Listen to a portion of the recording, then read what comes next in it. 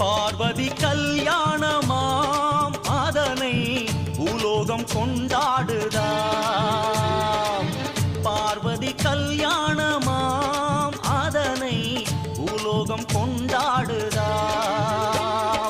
தாயாரின் ரூபத்தில் வேப்ப மரமாம், சிவனாரின் ரூபத்தில் அரச மரமாம். வேப்ப மரத்தில் குங்குமம் தீட்டி, அரச மரத்தில் திருநீரு பூசி, அன்னைக்கும் சிவனார்க்கும் கல்யாணமாம். மங்கையரின் புலவையிலே மரம் சிலிர்க்குதாம். பார்வதி கல்யாணமாம் அதனை பூலோகம் கொண்டாடுதா.